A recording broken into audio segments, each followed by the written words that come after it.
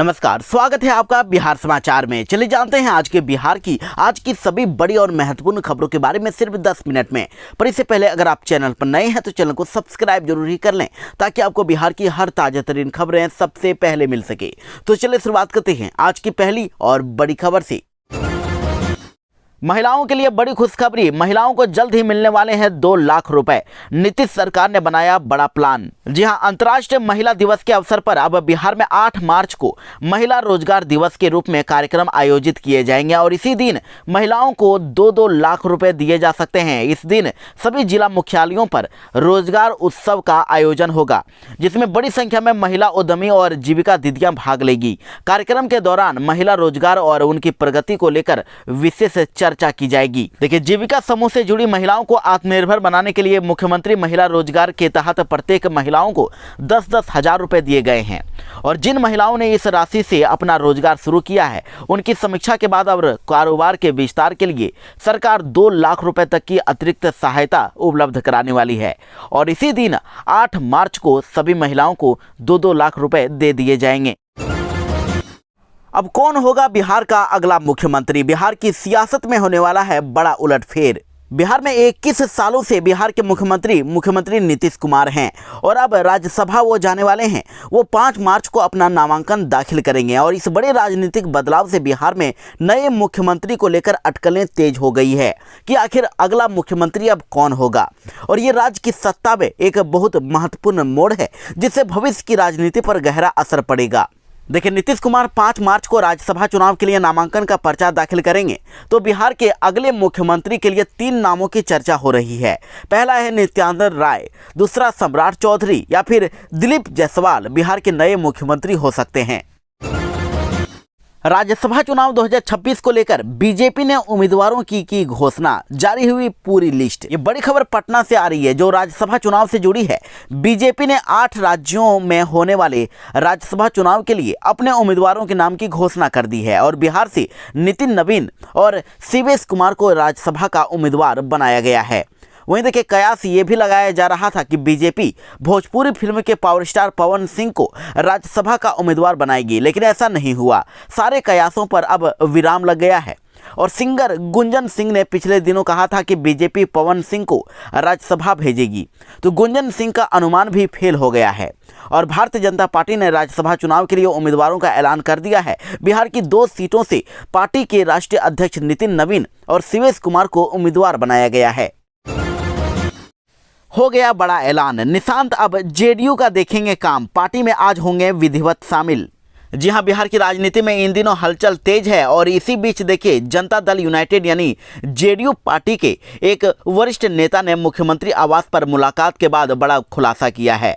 उन्होंने संकेत दे दिया है कि मुख्यमंत्री नीतीश कुमार के पुत्र निशांत कुमार आज 10 बजे जेडीयू में शामिल होने के साथ ही सक्रिय राजनीति में कदम रख रहे हैं और मुख्यमंत्री आवास पर हुई इस मुलाकात के बाद मीडिया से बातचीत करते हुए जेडीयू नेता ने कहा है कि निशांत कुमार ने खुद ही इस इच्छा जताई है कि वे अब बिहार की राजनीति में सक्रिय भूमिका निभाना चाहते हैं।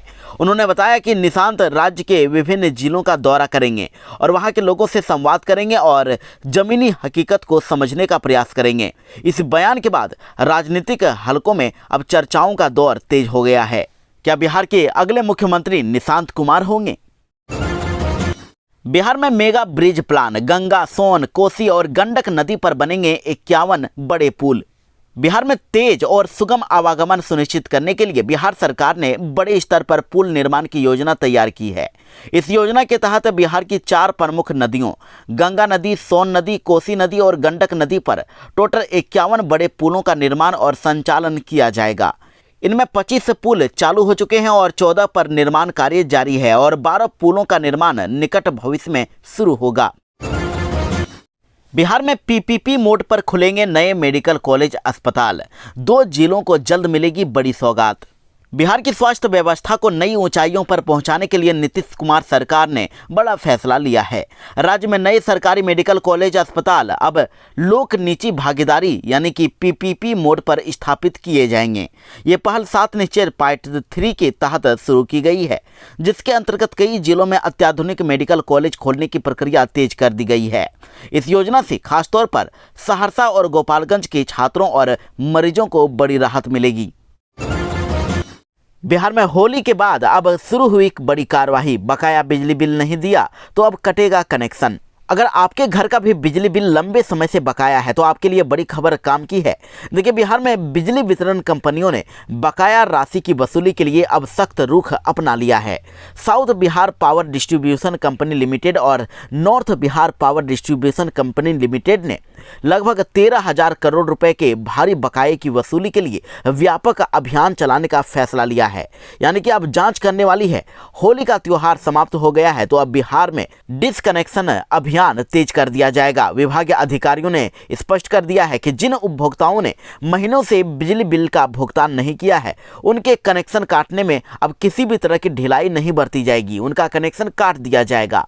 और साथ ही देखिए, ये भी कंपनियों ने कह दिया है कि यदि कोई उपभोक्ता एक बार में अगर भुगतान करने में अगर असमर्थ है तो वह अपने क्षेत्र के कार्यपालक अभियंता यानी ईई से संपर्क करके किस्तों में भुगतान की सुविधा ले सकता है। लेकिन बिना सूचना और बिना किसी पहल के बकाया रखने वालों के खिलाफ सीधे कनेक्शन काटने की कार्रवाई की जाएगी। होली में 37 कांस्टेबल हुए सस्पेंड। पुलिसकर्मियों के बीच मचा हड़कंप। जी हाँ, देखिए, बड़ी खबर है। बिहार में पुलिस महकमे से जुड़ी बड़ी खबर पूर्वी चंपारण से आ रही है, जहां होली में ड्यूटी से गायब रहने वाले 37 सिपाहियों को सस्पेंड कर दिया गया है। और एसपी श्रवण प्रभात ने बिना पूर्व सूचना ड्यूटी से गायब रहने वाले कांस्टेबलों को तत्काल प्रभाव से निलंबित कर दिया है। एसपी ने इस आदेश से पुलिस कर्मियों के बीच हड़कंप मचा हुआ है। मिली जानकारी के अनुसार होली में विधि व्यवस्था को चुस्त दुरुस्त रखने के लिए पुलिस कर्मियों की तैनाती की गई थी, लेकिन ये लोग ड्यूटी से गायब मिले, जिससे गंभीर अनुशासनहीनता मानते हुए एसपी ने तत्काल प्रभाव से इन्हें सस्पेंड कर दिया है। और एसपी ने कहा कि पर्व त्योहार के मौके पर किसी भी तरह की लापरवाही बर्दाश्त नहीं की जाएगी। बिहार में तीर्थ यात्रियों के लिए बड़ी सौगात। 60 धार्मिक स्थलों तक चलेगी हाईटेक बसें। बिहार सरकार ने श्रद्धालुओं को बड़ी सौगात देते हुए राज्य के प्रमुख धार्मिक स्थलों को आधुनिक बस सेवा से जोड़ने की योजना बनाई है। परिवहन विभाग के इस फैसले से अब तीर्थ यात्राएं पहले की तुलना में अधिक सुगम और सुविधाजनक हो जाएंगी। पहले चरण में 60 से अधिक छोटे बड़े धार्मिक स्थलों को हाईटेक बसों के माध्यम से जोड़ा जाएगा। इन रूटों के लिए आवेदन प्रक्रिया 15 मार्च से शुरू होने वाली है और जल्द ही बसों का संचालन प्रारंभ करने की भी तैयारी है। तो अगर आप भी तीर्थ यात्रा पर जाना चाहते हैं तो आप भी आवेदन कर सकते हैं और बस की सुविधा प्राप्त कर सकते हैं। और बिहार के जिन प्रमुख स्थलों को इस योजना से लाभ मिलेगा उसमें बाबा धाम, विष्णुपद मंदिर गया जी और जानकी मंदिर जैसे पवित्र धाम शामिल हैं। अब श्रद्धालुओं को इन स्थानों तक पहुंचने के लिए निजी गाड़ियों या फिर महंगे साधनों पर निर्भर नहीं रहना पड़ेगा। बिहार में ड्रग्स पर लगेगी लगाम। हर जिले में खुलेंगे नारकोटिक्स थाने। बिहार पुलिस मुख्यालय ने प्रत्येक जिले में अब नारकोटिक्स ब्यूरो का एक थाना खोलने का प्रस्ताव तैयार किया है। ये थाने नवगठित मद्य निषेध एवं राज्य व्यापक नियंत्रण ब्यूरो के तहत काम करेंगे, जिससे मादक पदार्थों से जुड़े मामलों में त्वरित कार्रवाई होगी और अनुसंधान में तेजी आएगी।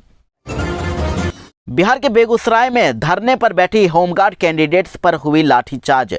गंदी गालियां दी, 15 से ज्यादा हैं घायल। बिहार में बेगूसराय में होली पर चयनित होमगार्ड अभ्यर्थियों ने पुलिस पर लाठीचार्ज के आरोप लगाए हैं। उनका कहना है कि हम लोग मंगलवार की रात धरना दे रहे थे। धरना स्थल पर पुलिस आई और हमें बस में बैठाकर शांत जगह ले गई। वहां हमारे साथ मारपीट की गई और एसडीएम अनिल कुमार सर ने लड़कियों की कॉलर पकड़ी। उनके साथ महिला पुलिस भी नहीं थी और लेडीज पुलिस को साइड कर वो खुद डंडे चलाने लगे। हमें गालियां दी, लाठियों के साथ गोलियां भी चलाई गई। हम अपने हक की आवाज़ उठा रहे थे जिस पर हमें रोका गया और 15 से अधिक लोग घायल हुए हैं। हालांकि पुलिस लाठीचार्ज से अभी इनकार कर रही है।